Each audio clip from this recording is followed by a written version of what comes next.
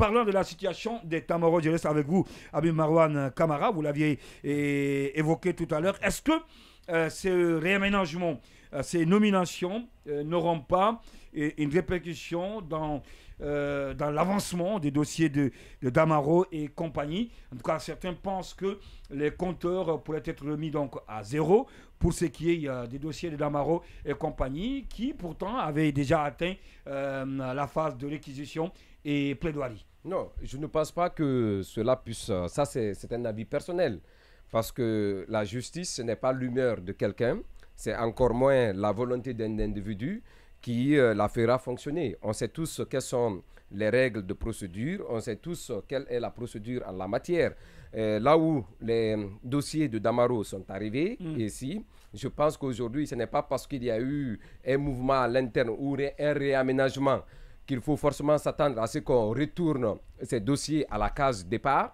Je ne pense pas, mais c'est qui est évident parce que quand on écoute le ministre Charles, il laisse comprendre que tous les anciens qui sont aujourd'hui poursuivis par la CRIEF sont responsables, sont coupables. Et d'ailleurs, ils ne respectent pas le principe de, comment on appelle, de la présomption d'innocence. Parce que vous avez vu, il dit que des gens qui ont été condamnés, des gens qui sont poursuivis par la CRIEF, aujourd'hui sont parvenus à sortir du pays. Donc je me dis, est-ce que cela sous-entend que tous ceux qui ont à maille à partir avec la justice aujourd'hui sont considérés comme déjà des gens qui sont coupables, ou la sentence qui devrait être prononcée à leur encontre, c'est celle qui les clouerait certainement devant, dans les geôles du pays. Ça, c'est la première observation. Maintenant, sur l'incidence ou la conséquence du réaménagement qu'il y a eu dans l'appareil judiciaire, je ne pense pas que cela puisse impacter le cours normal de l'évolution des dossiers, mais il peut y avoir une certaine lenteur, comme l'exige ou comme l'expriment aujourd'hui les autorités de la transition qui veulent coûte que coûte maintenir une certaine catégorie de l'élite du pays en prison ou surtout des anciens dignitaires qui sont aujourd'hui accusés devant les juridictions du pays. Parce que vous prenez le cas d'Amaro, vous prenez le cas, comment on appelle, Mohamed Diané. Vous avez vu jusqu'où oui, les sentences qui ont été rendues à tous les niveaux, que ce soit au niveau de la chambre de jugement, que ce soit au niveau de la chambre d'instruction, que ce soit au niveau de comment on appelle, des différents autres, comment on appelle, des juridictions. Il y a à se demander aujourd'hui quel est la véritable, quel est le sens de l'indépendance de notre justice. Parce que l'échec qui viendrait ou qui est dénoncé par le ministre, c'est du fait qu'on n'est pas parvenu à trouver des éléments qui pourraient les maintenir définitivement en prison. Donc la bataille qui est là, ce qu'il faut saluer, c'est la preuve de maturité, de responsabilité de certains magistrats qui ne se laissent pas marcher par un ministre qui n'a que de desiderata et certainement d'humeur à distiller au sommet de la République. Je vais bien entendu parler de Charles White. D'accord. Il faut être serein. Je pense que ces aménagements qu'il y a eu ne sont pas de nature à perturber le cours normal de ces dossiers qui ont déjà connu c'est certainement une façon. Ça peut être une distraction, une diversion pour un ministre qui a échoué à son poste et qui devait trouver sur la question, est-ce que vous êtes d'avis avec Marouane ou bien vous pensez autrement pour ce qui est de ces nominations au sein de l'appareil judiciaire? Monument l'a rappelé la fois dernière, on va lui donner la parole tout à l'heure. Pendant ce temps, on n'a pas connu quand même un changement au niveau des magistrats qui pilotent aujourd'hui le procès des événements du 20 septembre. Alors, est-ce que vous pensez que ces nominations puissent avoir des répercussions négatives sur le cours normal des dossiers concernant Damaro et compagnie? Oui, bien sûr, il peut y avoir des répercussions parce que pour parler spécifiquement effectivement, déjà, il faut rappeler que ça, c'est un processus normal. Hein. Vous savez, à la fin de l'année dernière, plusieurs magistrats sont allés à la retraite. Chaque année, comme dans l'armée aussi, quelque part, ou en tout cas à la fonction publique, il y a aussi un système d'avancement et qui est là, de permutation, qui est là pour la mobilité des magistrats à travers le territoire. Donc, c'est un processus tout à fait normal. Maintenant, il est vrai que lorsqu'on regarde de près, au niveau de la au niveau de la CRIEF, il y a eu un changement. Le président donc de la chambre de jugement est devenu président de la CRIEF. De la CRIEF, ouais. Donc, il y a un nouveau président de la Chambre de jugement. Et donc, en gros, c'est un nouveau juge. Maintenant, lorsqu'on parle de remettre les compteurs à zéro, il faut circonscrire d'abord la procédure. Vous savez, il y a plusieurs étapes dans la procédure pénale. Là, on est à l'étape du jugement.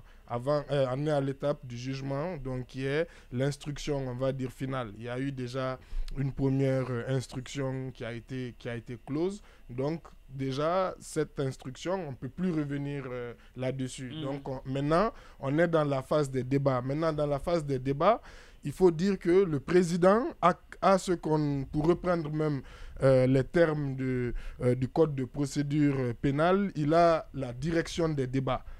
Et il peut prendre toute mesure utile. Donc, il a un certain pouvoir discrétionnaire.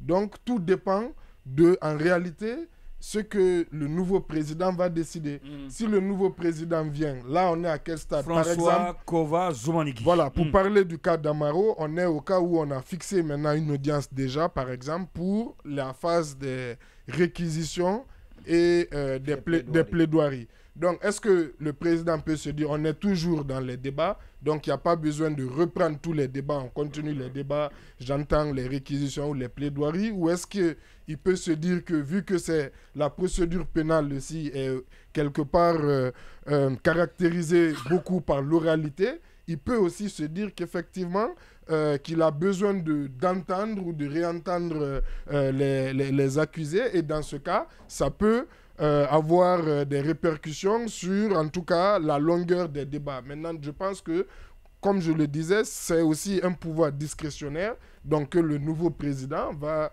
utiliser. J'espère qu'il va faire preuve de bon sens, parce que ça fait quand même 2 ans pratiquement que ces gens sont devant des juridictions. Le ministre de la Justice même, comme on appelle, reconnaît que la juridiction en l'occurrence devant laquelle ils sont depuis 2 ans ne fonctionne pas bien. Donc, ça serait vraiment une question de bon sens de ne pas prolonger ce qui est déjà une anomalie. Maintenant, vous disiez qu'effectivement, au niveau du tribunal de Dixine, ça n'a pas changé, puisque c'est celui qui juge les événements du 28 septembre. C'est vrai, les hommes n'ont pas changé, mais administrativement, ils ont changé. Il y a 2 des juges du procès qui sont devenus présidents de section, donc qui étaient juges et qui deviennent présidents de section. Donc, ils vont certes rester pour le procès, mais c'est administrativement, parce qu'il y a aussi ça, il y a des évolutions comme ça. Et après, il y a aussi, c'est politique aussi, bien entendu. On sait, lorsqu'un ministre propose, en tout cas avant que ça passe au Conseil supérieur de la magistrature, ou même par rapport aux magistrats des procureurs, il y a aussi la possibilité, comme on le sait, comme Charles White lui-même en a été victime à un moment, de jouer sur certaines nominations, sur certaines évolutions sur le papier, ou certaines stagnations sur le papier qui sont en fait des sanctions.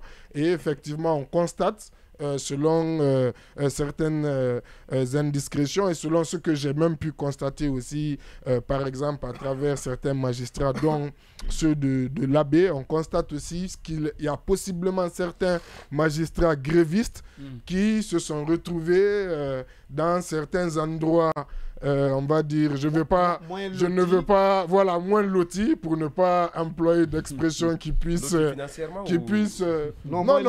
je veux dire, c'est à l'intérieur du pays. Oui. Bon, je ne veux pas stigmatiser de préfecture ou de sous-préfecture, mais vous savez, quand on vous met, par exemple, magistrat dans une sous-préfecture qui est en plus loin de la préfecture, bon, où il n'y a pas beaucoup, peut-être, d'affaires. Il n'y a pas de business.